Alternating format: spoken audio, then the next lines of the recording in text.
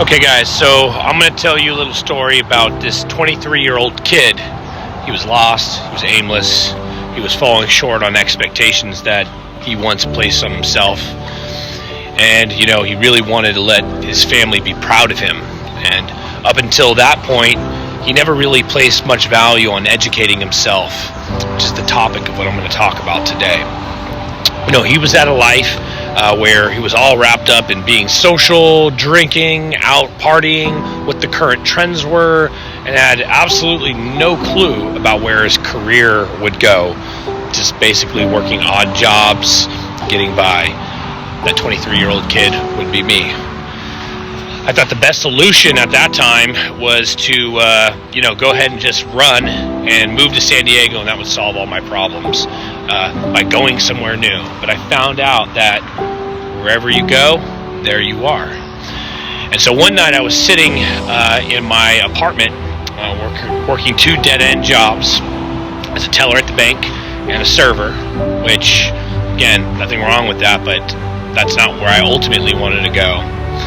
Watched this movie called Higher Learning, and I don't know what happened that night, but for some reason that movie inspired me, and it made me realize that one of the most important tools that I have is my mind, and if I don't use it, I will lose it.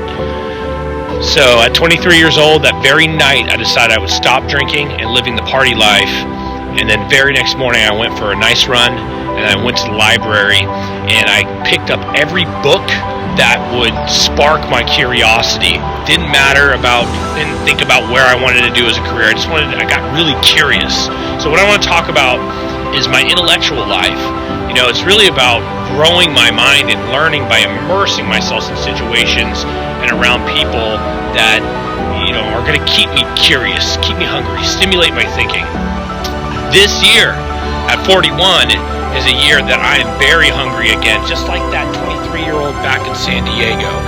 I'm ready to, keep challenging myself. This last couple of years in my business, and, anybody in mortgage knows it's been really, really busy because we've been in reactive mode. The interest rates have gone down, and everybody in the industry has been busy. Certainly nothing wrong with that. It's been rewarding to be able to be in a position where we can serve others, help them, save money, buy their home. But now that there's a slowdown, we're faced with ourselves. And what are we going to do? Are we going to be curious and educate ourselves? Or are we just going to, keep going about how we've been doing things? So I want to dive into a few of my habits here in a second.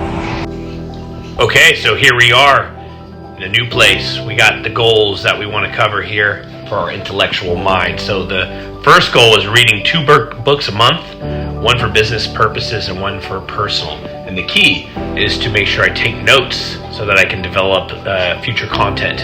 Second goal is attend a seminar every quarter. Also, to join a group that makes me increase my public speaking skills. Take a video editing class because I want to be a better video editor. And here are the habits. Book your calendar at the beginning of the month of all the things that you want to do. Gigi? Calendar for my public speaking skills. Make sure I put time in for that. And then start the habit of questioning everyday things like products and services, and make sure that you question the status quo. That way we just don't assume things, because assuming things, we don't really learn much. Put an ass on you. That's right. And sharpen my intellectual skills by doing preparation for these videos that I've forced myself to do. Whether anybody watches them or not, doesn't matter. It's about the research that goes into it.